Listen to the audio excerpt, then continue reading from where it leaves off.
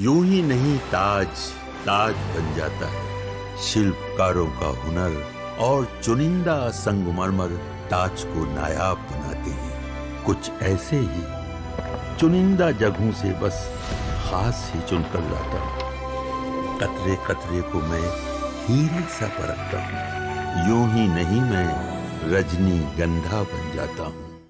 हो गया है। बागेश्वर बाबा का नवरात्र और गरबे पर कौन सा बयान? भड़के मौलाना बोले आइए कलमा ही पढ़वा देते हैं। बागेश्वर बाबा वर्सेस मौलाना, गरबे में मुसलमानों की एंट्री को लेकर कहां कहां हंगामा मच गया, अब इसका चैप्टर।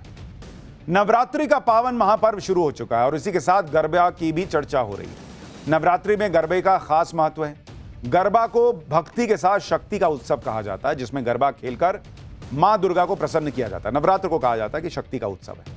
हर साल गरबा में एंट्री को लेकर विवाद होता ही है और इस बार भी गरबा पंडालों में गैर हिंदुओं को आने से रोकने के लिए तरह तरह के नियम बनाए जा रहे हैं। ये नियम उन लोगों के लिए हैं जो अपनी पहचान छिपाकर गरबा पंडालों में जाते हैं।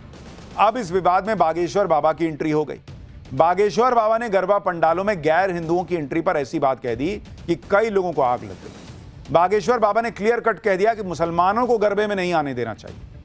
बागेश्वर बाबा की इस बात से हंगामा मच गया। मौलाना ब्रिगेड का रिएक्शन आने लगा। इससे पहले विश्व हिंदू परिषद ने भी गरबा में गैर हिंदुओं की एंट्री पर रोक लगाने की बात कही थी। कुल मिलाकर गरबा को लेकर भयंकर हंगामा फिर शुरू हो गया है। बागेश्वर बाबा की एंट्री से यह घमासान और बढ़ गया है। कौन कह रहा है कि बागेश्वर बाबा को आइए कलमा पढ़वा देते हैं? कैसे विवाद बढ़ा है, क्या हुआ है, कहां कहां हंगामा हुआ है, सब दिखाऊंगा। बागेश्वर बाबा जब अपनी बात कहते हैं तो इसका तनाव नहीं लेते कि किसको अच्छा लगेगा, किसको बुरा लगेगा। गरबे में एंट्री को लेकर बागेश्वर बाबा ने साफ शब्दों में अपनी बात कही, जिससे कई लोग परेशान हो गए। भाई, बागेश्वर बाबा ने कह दिया कि अगर हिंदू मक्का मदीना नहीं जाते हैं तो गरबे में भी मुसलमानों को आने की जरूरत नहीं है। एक बार बागेश्वर बाबा ने क्या कहा सुनिए, फिर किसने बागेश्वर बाबा को कलमा पढ़वाने की बात कही है वो दिखाता हूं। देखिए, जब सनातन हिंदू विचारधारा के लोग हज यात्रा में नहीं जाते हैं तो उनके लोगों को भी जो है गरबा में नहीं आना चाहिए और गरबा के मुख्य दरवाजे पर गोमूत्र रखना चाहिए। बागेश्वर बाबा ने डायरेक्ट कह दिया कि जब सनातनी हिंदू मक्का मदीना नहीं जाते तो मुसलमानों को भी गरबा में नहीं आना चाहिए। इसका जवाब देने के बजाय मौलाना साजिद रशीदी ने बागेश्वर बाबा को मक्का मदीना जाने का रास्ता बता दिया। यानी गरबे में मुसलमान आए या नहीं, इस पर बोलने की बजाय मौलाना रशीदी कहने लगे कि वो बागेश्वर बाबा को कलमा पढ़वा देंगे जिससे वो मक्का मदीना जा सकते हैं। सुनिए एक बार। धीरेन्द्र शास्त्री का एक बयान सामने आया कि गरबा पंडाल में मुसलमानों को नहीं जाना चाहिए, मुसलमानों की एंट्री बैन होनी चाहिए। जब हम मक्का मदीना में नहीं जाते तो ये हमारे यहाँ पूजा में क्यों आते हैं? बिल्कुल सही कहा आपने। आपको मैंने सुना है कई बार आपने मक्का मदीना का नाम लिया है। अगर आप मक्का मदीना जाना चाहते हैं उसका है तरीका एक, आ जाइए, मैं आपको कलमा पढ़वा देता हूं और फिर मैं आपको मक्का मदीना लेकर चलता हूं। अब इनका लॉजिक देखिए, ये खुद मान रहे हैं कि अगर मक्का मदीना जाना है तो कलमा पढ़ना होगा, मुसलमान बनना होगा, तब आप मक्का मदीना जा सकते हैं। तो भाई बागेश्वर बाबा भी यही कह रहे हैं कि जैसे वहां हिंदू नहीं जा सकता, यहां मुसलमान क्यों आए? फिर वो भी अपना तर्क देंगे कि आपको गरबा में आना है तो आइए, आपको हिंदू बना देते हैं, फिर आप गरबा में आइए। तो आप तो उनकी ही बात का समर्थन कर रहे हैं। इस विवाद के बीच बागेश्वर बाबा ने नवरात्रि में साधना करने वालों को भी बड़ा मैसेज दिया। बागेश्वर बाबा ने कहा कि सभी साधक प्रण लें कि वो किसी बहन पर अत्याचार नहीं होने देंगे और इस देश से लव जिहाद जैसी चीजों को खत्म करवाएंगे, तभी नवरात्रि की पूजा सफल होगी। यानी बागेश्वर बाबा ने नवरात्रि और गरबा को लेकर मैसेज क्लियर दिया है कि महिलाओं की सुरक्षा के लिए काम करो, महिलाओं को शक्ति रूप में देखो और उनकी शक्ति जो है उसको बढ़ाने में काम करो।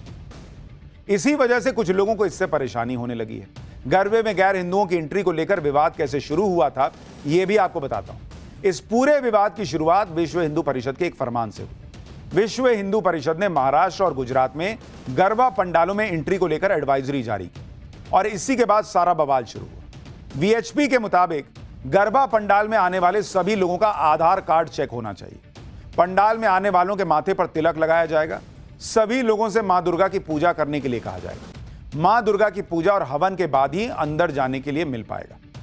कुछ इसी तरह की बात बागेश्वर बाबा भी कह रहे हैं कि मुसलमानों को गरबा में आने की जरूरत क्या है। इस्लाम में मूर्ति पूजा हराम मानी जाती है, तो गरबा पंडाल में क्या करने के लिए जाना है।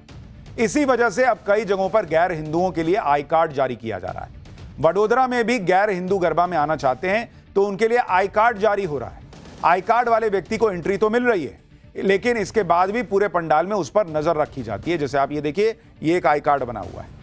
महाराष्ट्र और गुजरात के अलावा मध्य प्रदेश में भी गरबा पंडालों में गैर हिंदुओं की एंट्री रोकने की तैयारी हो रही है। भोपाल में गरबा पंडालों के बाहर हिंदू संगठनों के लोग खड़े हैं, साथ ही पोस्टर लगा रखे हैं कि गैर हिंदुओं का आना मना है, पकड़े जाने पर उचित इलाज किया जाएगा।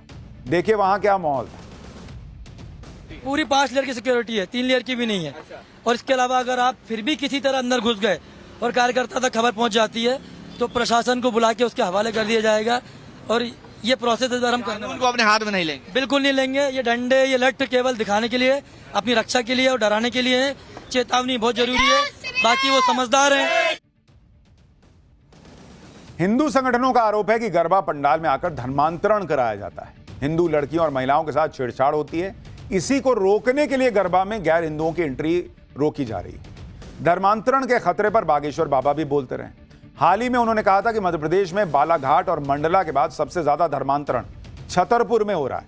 बागेश्वर बाबा ने कहा था कि वो किसी के विरोधी नहीं है, वो तो अपने धर्म को बचाने की लड़ाई लड़ रहे हैं। बागेश्वर बाबा सिर्फ हिंदू और हिंदू राष्ट्र की बात नहीं करते, उनकी नजर राजनीतिक घटनाक्रम पर भी रहती है। आजकल जेनजी शब्द की भी चर्चा कुछ ज्यादा हो रही है। नेपाल के बाद भारत में भी जेनजी को भड़काने की कोशिशें हो रही। अब बागेश्वर बाबा ने जेनजी के लिए ऐसा मैसेज दिया जिससे जेनजी के सहारे देश में हालात खराब करने की सोच रखने वालों की नींद उड़ जाएगी। सुनिए वो जेनजी के लिए क्या कह रहे हैं। भारत को यदि आपको प्रबल करना है, भारत को बचाना है, तो जैन जी जनरेशन वर्तमान में चल रही है। जैन जी जनरेशन के पास यदि संस्कृति नहीं होगी, संस्कृत नहीं होगी, संस्कार नहीं होंगे, आने वाली जैन जी, हमारी जो अभी वर्तमान की जैन जी जनरेशन है, आफ्टर 2047-50 के बाद यही इस देश की सत्ता को जैन जी जनरेशन संभालेगी। 2050 के बाद जब जैन जी जनरेशन सत्ता को संभालेगी, यदि उसे 16 संस्कारों का पता नहीं होगा, गीता का ज्ञान नहीं होगा, वेदों की परंपरा का पता नहीं होगा, श्राद्ध पक्ष का पता नहीं होगा, भारत से सनातन का अस्तित्व घटता चला जाएगा। इसलिए भारत को यदि बचाना चाहते हो तो हम पहली निवेदन सरकार से करेंगे कि सरकारी अधिग्रहण से मंदिरों को मुक्त किया जाए, और दूसरा निवेदन संतों महंतों से करेंगे, एक गुरुकुलम हर मठ के साथ खोला जाए। यानी बागेश्वर बाबा ये भी याद दिला रहे हैं कि अभी तो जेनजी सड़क पर आएगा नहीं, वो सब तो भूल जाओ, लेकिन जो भविष्य है वो जेनजी के हाथों में ही होगा। तो उस जेनजी को अपनी संस्कृति तो पता हो, अपने संस्कार तो पता हो, और इस पर काम करने की जरूरत है। और बागेश्वर बाबा तो कुछ लुका छुपा के बोलते नहीं, लेकिन लुके छुपे तरीके से क्या काम होता है उसका अगला चैप्टर दिखाता हूं। 13 साल का अफगानी बच्चा प्लेन के लैंडिंग गियर में